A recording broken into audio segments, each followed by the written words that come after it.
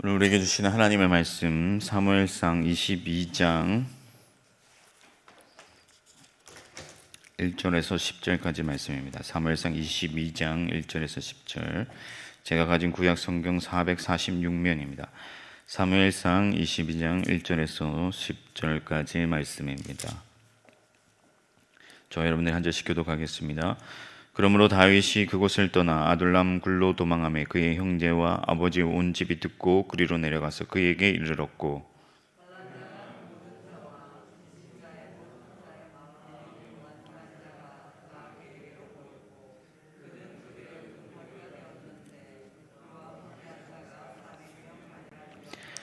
다윗이 거기서 모압 미스베로 가서 모압 왕에게 이르되 하나님이 나를 위하여 어떻게 하실지를 내가 알기까지 나의 부모가 나와서 당신들과 함께 있게 하기를 청하나이다 하고,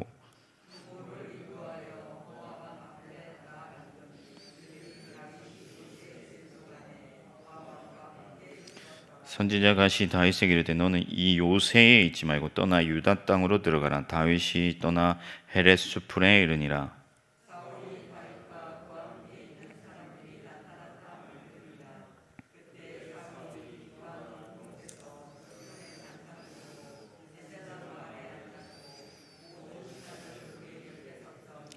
사울이 곁에 선 신하들에게 이르되 너희 베냐민 사람들아 들으라. 이새의 아들이 너희에게 각기 밭과 포도원을 주며 너희를 천부장 백부장을 삼겠느냐.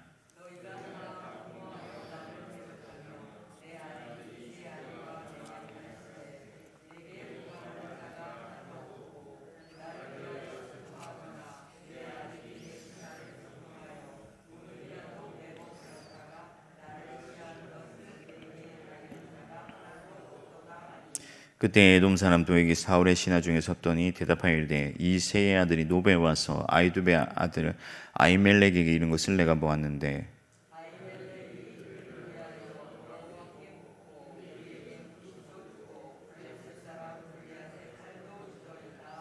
아멘. 네, 다윗이 사울을 피해서 도망자 신세가 되었습니다. 여러분, 다윗이 어떤 사람입니까? 과연 우리의 신앙의 관점에서 볼 때 다윗이 이토록 궁지에 몰릴 만한 사람인가? 그렇지 않다 하는 거예요. 다윗은 여호와의 이름을 가지고 나가서 싸워서 이겼습니다. 그것도 골리앗을 이겼어요. 절대 불가능에 가까웠던 그런 일을 신앙의 힘으로, 믿음으로 해냈습니다. 게다가 그는 블레셋과의 전쟁에서 매번 승리하여서 많은 생명을 구하였고 이스라엘을 구원하였어요. 그러면 우리의 관점에서 볼 때 다윗은 마땅히 보상을 받아야 되고 하나님 앞에서 형통하고 승승장구해야 되는데 오히려 도망자 신세가 되었다는 거예요. 원통한 일을 당하고 아프고 또 부족하여서 궁핍하여서 힘든 처지에 놓이게 되었습니다.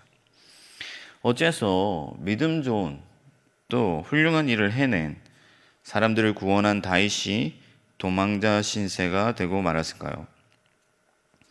사실 신앙생활 하다 보면요, 믿음 좋은 사람들에게 좋은 일만 있을 것 같고 형통한 일만 있을 것 같지만 성경을 가만히 들여다보면 성경의 인물들 중에 평탄한 삶을 살았던 사람들이 그렇게 많지 않아요. 신약시대도 마찬가지입니다. 바울도 스스로 고백하기를 자기는 매도 맞고 죽을 위기에도 여러 번 처하고 난파되고 옥에 갇히고 굶고, 다윗처럼 광야로 내몰린 사람들이 성경에는 훨씬 많습니다. 왜 그럴까요? 이유가 있습니다. 대표적으로 두 가지가 있는데 하나는 하나님의 훈련하심입니다. 하나님은 다윗을 연단하시기 위해서 그를 광야로 몰아내세요. 지금 다윗이 모압으로 피신했잖아요. 모압은 다윗의 외가입니다. 그래서 그에게는 어떤 명분이 있어요. 그리고 모압은 요새입니다. 안전해요. 그러나 하나님께서는 선지자 갓을 통해서 광야로 유다 땅으로 그를 몰아내십니다. 왜 그러냐? 그 땅이 하나님이 훈련하시기에 가장 좋은 장소이기 때문에 그렇습니다. 그리고 그 광야에, 그 땅에 하나님의 약속이 있고 하나님의 구원이 있고 또 하나님의 계획하심이 있기 때문에 그렇습니다. 본문을 보면 다윗에게 몰려온 사람들이 등장해요. 이 사람들은 강한 군대가 아닙니다. 용사가 아닙니다. 왕궁을 드나드는 정도의 높은 사람들도 아니에요. 별 볼 일 없는 사람들입니다. 다윗이 만약 궁궐에 머무면서 군대 장관으로 잘 나갔다면 절대 돌아볼 일이 없는 사람들이에요. 그러나 하나님께서는 다윗을 낮추셔서 하나님의 마음이 어디에 있는지, 하나님의 시선이 어디에 있는지를 알게 하십니다. 억울한 자들과 고통받는 자들과 궁핍한 자들 곁에서 함께 있게 하셨어요. 저도 원래 목사 되기 전에 평신도 간사로 청년부 사역을 했습니다. 그래서 제가 청년부 사역을 할 때 청년들이 많이 모이고 뭔가 어떤 그 사람들이 갈목할 만한 그런 일들이 있었어요. 그래서 제가 교육자가 되면 당연히 교회에서 청년부를 맡겨줄 줄 알았습니다. 그런데 제가 처음 가게 된 부서가 외국인 근로자 선교부였어요. 그러니까 그 지역에 공단이 있었거든요.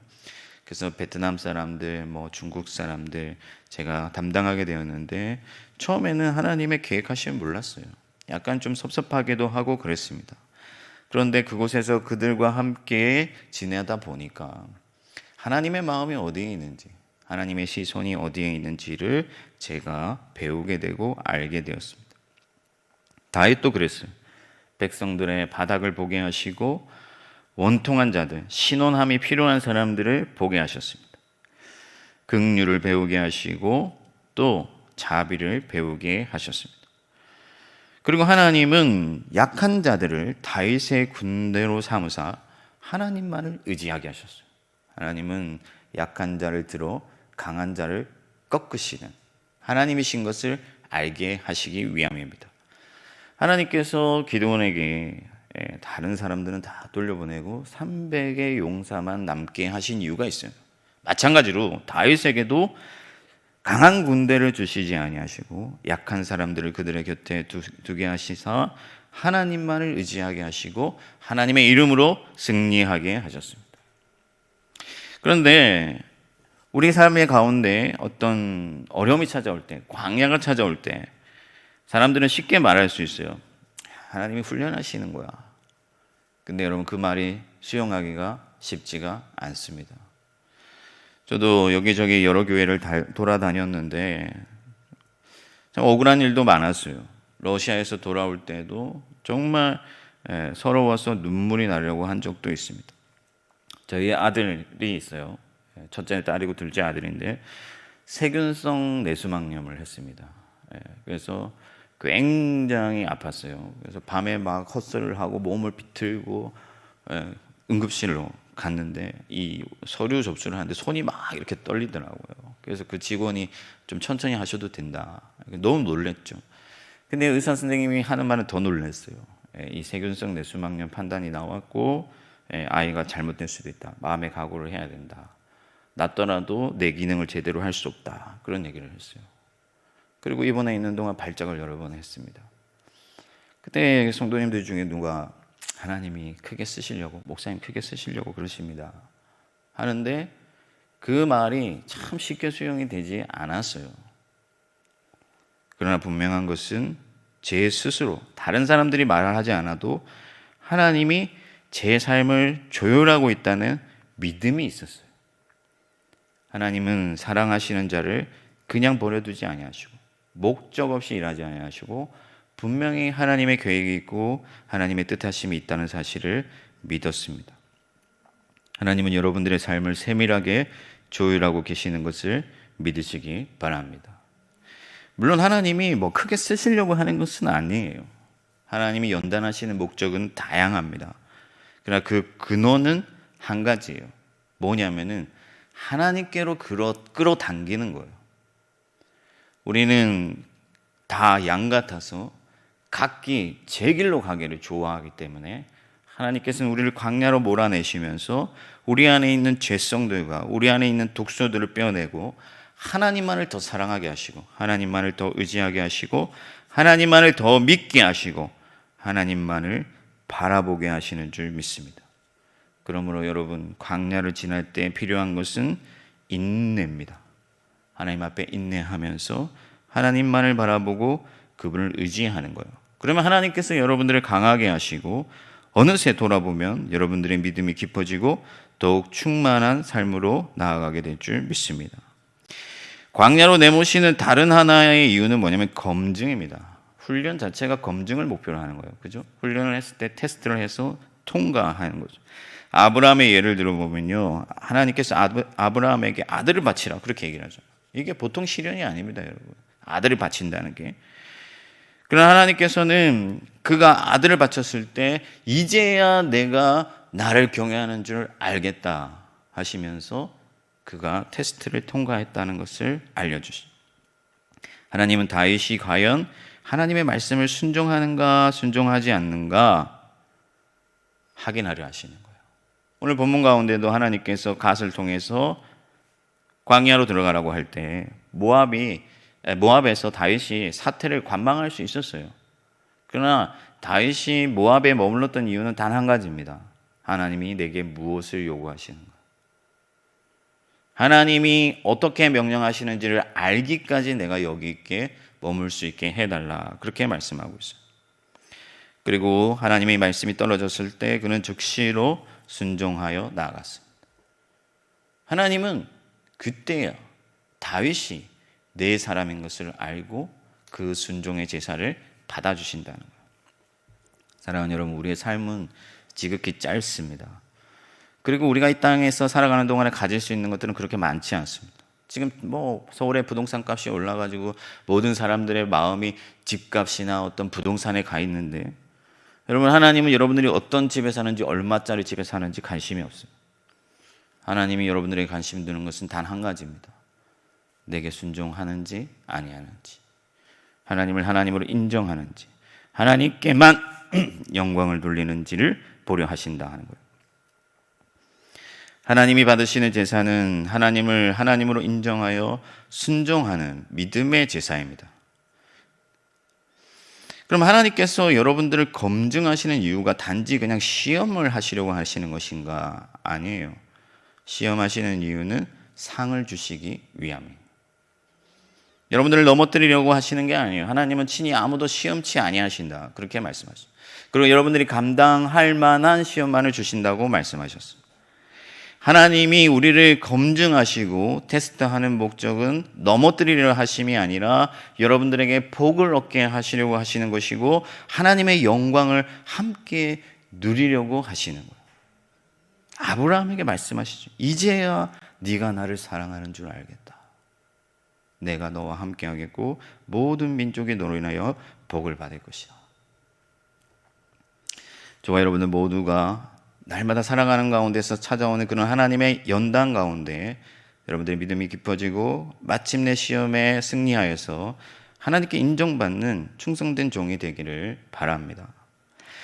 그런데 우리가 하나님의 말씀에 순종하려면요, 하나님을 경외하는 마음이 있어야 돼요. 하나님에 대한 경외심이 있어야 돼요. 경외는 무엇이냐?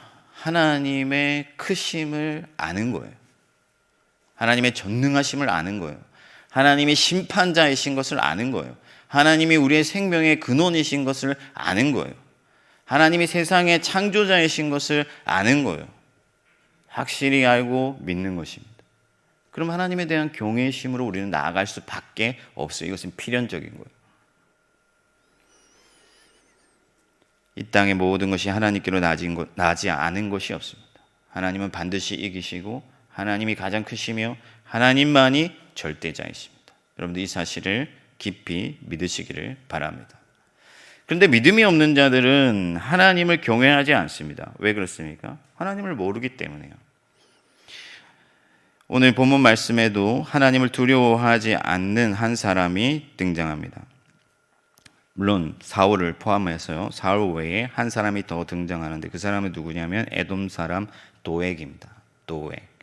이 사람이 이 다윗이 그 제사장에게서 빵을 받고 골리앗의 칼을 받을 때 그 옆에 있었어요.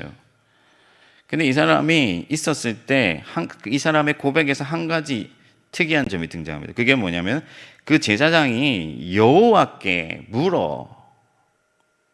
하나님께 물어서 하나님의 뜻대로 행했다는 것을 스스로 고백하고 있어요. 그럼에도 불구하고 하나님을 두려워하지 아니하고 다윗을 고자질했다 하는 거예요. 사울 주변에 많은 신하들이 있었지만 하나님을 두려워하여 눈앞에 사울을 두려워하지 아니하고 다윗에 대해서 침묵했으나 한 사람, 에돔 사람 도액은 하나님을 두려워하지 아니하므로 눈앞에 사울을 두려워하고 더 큰 권세를 의지하고 그것을 더 사모하여서 그에게 다윗을 고자질하는 죄를 저질렀습니다. 그러나 결국 다윗이 왕이 될 것이고 하나님은 그를 심판하실 거예요. 여러분, 우리도 마찬가지입니다. 직장 상사들과 또 우리의 어떤 생명줄을 쥐고 있는 많은 사람들을 두려워할 수가 있어요.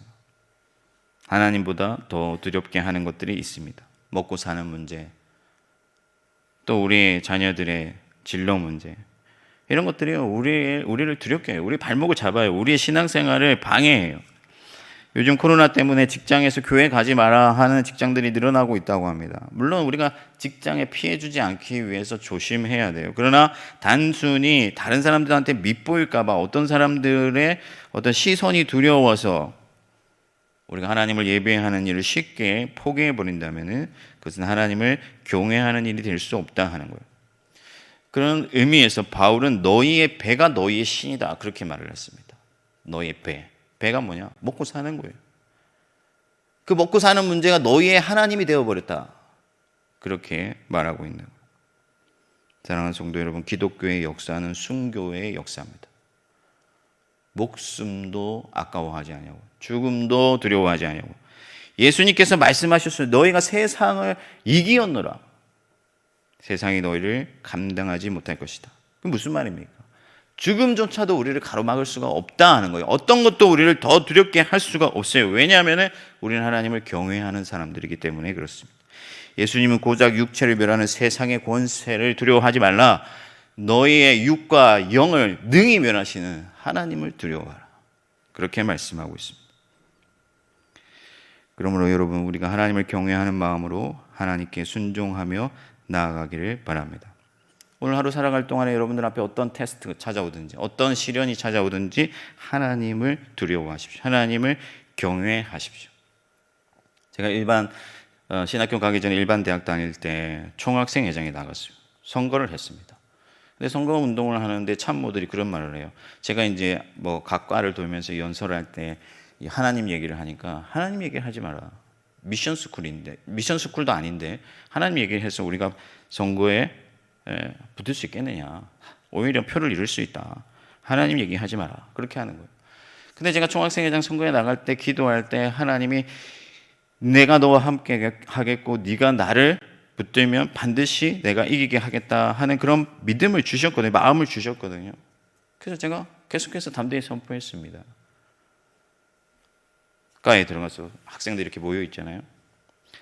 사랑하는 학생 여러분, 제가 섬기는 하나님을 섬기듯이 여러분을 섬기겠습니다. 살아계신 하나님이 제게 말씀하는 대로 여러분들에게 행하겠습니다. 제가 그렇게 얘기했어요. 그리고 떨어지더라도 하나님 앞에서 비겁자가 되지 않기를 바랬습니다. 그리고 그 해에 제가 총학생회장에 당선됐어요. 하나님이 하시는 거예요. 사랑하는 여러분, 아무것도 두려워하지 마십시오. 두려워해서 하나님 앞에서 비겁자가 되느니 당당히 고난받는 자가 되십시오. 그리하면 하나님이 여러분들의 믿음을 강하게 하시고 여러분들을 높이시고 여러분들에게 예비하신 하늘의 영광과 상급을 주실 줄 믿습니다.